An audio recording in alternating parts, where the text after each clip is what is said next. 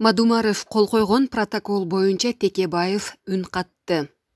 2009 жылы Коопсуздук кеңешинин катчысы болуп турган Адахан Мадумаровдун Кыргыз-Тажик чек-арасы боюнча протоколго кол койгону бир нече жылдан бери сөз болуп келет. Ушул окуя боюнча өз оюмду билдирип коюшум керек деп эсептейм. Бул тууралуу экс-депутат Атамекен партиясынын лидери Өмүрбек Текебаев видео кайрылуусун жарыялады. 2009 жылы Тажик-Кыргыз чек-арасы боюнча ошол кездеги Коопсуздук кеңешинин катчысы Мадумаров кол койгон протокол боюнча бир нече жылдан бери сөз көтөрүлүп келе жатат. Ушул окуя боюнча мен өзүмдүн оюмду билдирип коюшум керек деп эсептейм. Мен өзүм ал протоколдун мааниси менен макул эмесмин.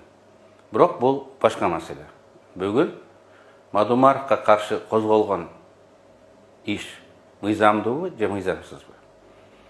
Мадумаровго каршы жасалып жаткан аракеттер саясий куугунтуктообу же андай эмеспи деген суроолорго жооп берем. Аталган протокол 2009 жылдын жазында кол коюлган. 13 жыл өттү. Кылмыш мыйзамдарынын өзүнүн принциптери бар. Мөөнөтү өткөн окуяларга кылмыш иши козголбойт. Ал бүгүнкү бийлик өзү иштеп чыккан кылмыш кодексинде, кылмыш процессуалдык кодексинде де жазылган. Бул мыйзамдарга Садыр Жапаров жакында эле кол коюп, бул мыйзамдар күчүнө кирди. Мына ошол президент Садыр Жапаров кол койгон кылмыш кодексинин 58 статьясы. 10 жыл өтүп кеткен окуяларга иш козголушу мүмкүн эмес. Козголуп калган иштер болсо, мөөнөт өтөрү менен автоматтык түрдө жабылыш керек деп турат. Дагы эле ошол принцип жаңы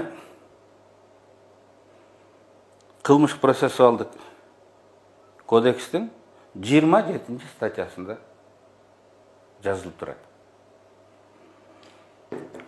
10 жыл мурунку окуяларга иш козголушу мүмкүн эмес. Туура, мөөнөтү бүтпөгөн иштер дагы бар. Бирок биз айтып жаткан окуялар андай категорияга кирбейт.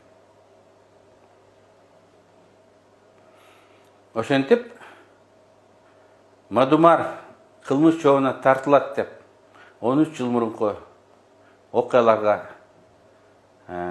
байлаган бул мыйзамсыз.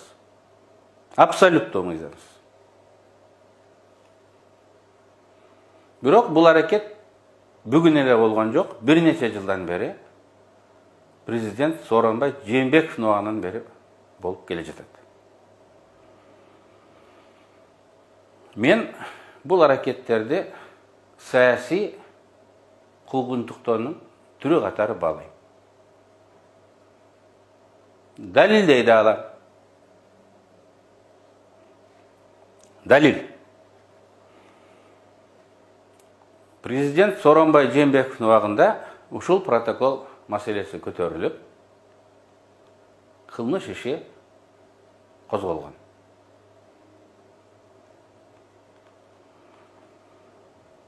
Протокол бул ниет. Андан кийин документтер иштелип чыгып, өкмөттөр кол коет. Чын эле 2009 жылдын декабрында Кыргыз өкмөтү менен Тажик өкмөтү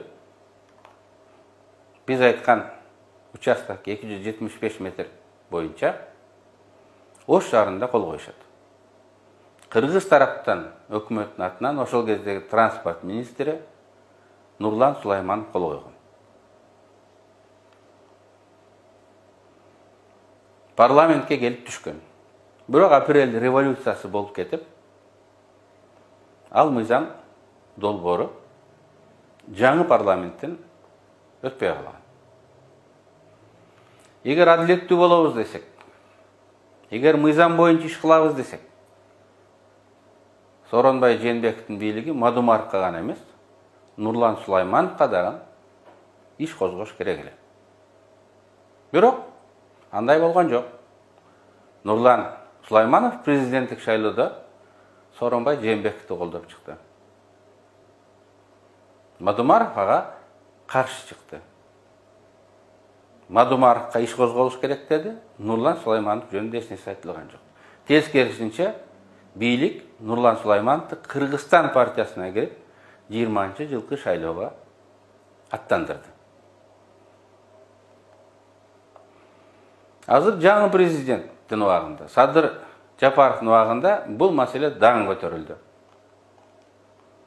Мадумаровго иш козголуш керек дейт.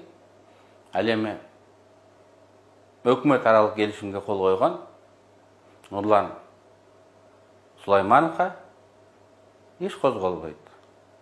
Тескерисинче ал Жапаровдун кеңешчиси болуп дайындалды.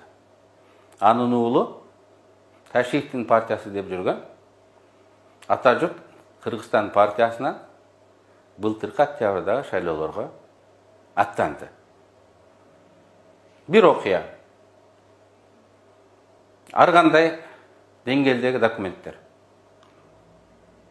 Бирок иш Мадумаровго козголот. Ишти кылып, жогорку кеңешке чейин алып келип киргизген адамдарга иш козголбойт. Ушунун өзү бир эл окуя боюнча эки башка адамга эки башка мамиле экендигин, бул тандалма процесс экендигин далилдеп турат. Бул Мадумаровго каршы козголуп жаткан иш саясий мотиви, саясий ниети бар экендигин көргөзөт.